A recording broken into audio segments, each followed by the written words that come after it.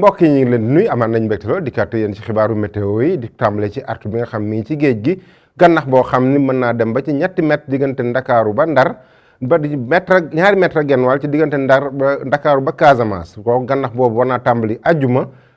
fukki fan ak ñaar ci weeru février ci midi mën a dem ba dimanche fukki fan ak ñeent ci février ci midi donc comme ni ñu koy waxee nañu bàyyi xel bu baax ci xibaar boobu météo bi ñuy topp ñuy dem géej ñu bàyyi ci xel diggante ajuma ak ba dimanche donc géej gi na yëngu am na gannax bu xaw a takku bu ñu ci jógee nag ñu xool niir yi nu muy tëddee ci Afrique sowu jant niir yoo xam ne daanaka bëriwul parce que fan yii boo nga xoolee niir yi daanaka bëriwul du nëbbu jant bi bu baax yenn saa ñu am ay niir yu tuuti rek mais ba dañu gën a takku mooy ngelaw li nga xam ne day jógee ci anticyclone des Açores muy indi peex moo xam ne dina dem ba ci Ndar Ndakaaru dem ba ci côté Casamance fajar gi surtout ak guddi gi ci digg réew mi nag côté mbooyo bi am na doole lool parce que boo leen xoolee ngelaw yi nga xam ne day dugg ci côté Sahara bi mi ngi upp indaale tàngoor boo xam ne day nekk ngelaw jaas ànd ak mbooyo ba tax na tey jii ci guddi jëm ci ëllëg li ñuy xool mooy seddaay bi fu muy féete seddaay boo leen xoolee gën naa sedd diggante Ndakaaru ba Ndar na am fukki degré ak juróom-ñaar fukki degré juróom-ñett ñu am ko Mbuur Thiès ba côté Louga ñu am fukki degré juróom-ñeent Linguère naka noonu Kaffrine ak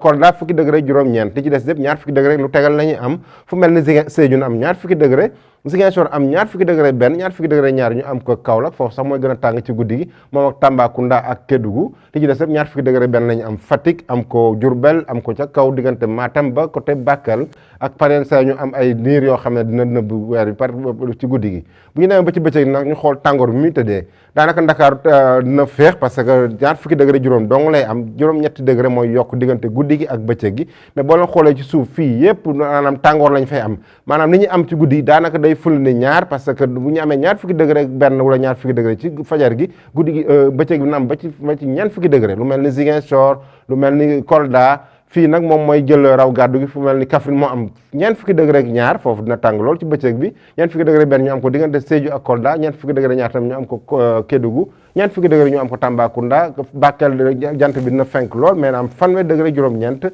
fanweer degré juróom-benn bi mooy Matam am fanweer degré juróom-ñeent bu ñu demee ba ci kaw tamit asamaan si dina leer bu baax daanaka du am ay niir mais foofu mooy gën a tane tàngoor bi daanaka daal ci bët Saalum bi lay gën a fesee mais bët gànnaar bi tàngoor bi xaw na faa yem tuuti parce que nañ am ay fanweer degré ñeent fële ca Thiès fanweer degré juróom-ñaar ñu am ko Louga bu ñu demee ba ci côté Ndar fanweer degré juróom-benn fanweer degré juróom-ñaar ñu am ko fële ca Podor donc mbokk yi bu ñu tënkee tuuti dañoo tëj xibaaru météo yi tànk pour ñu fàttaliwaat gannax bi nga xam ne nañ ko am géej à partir de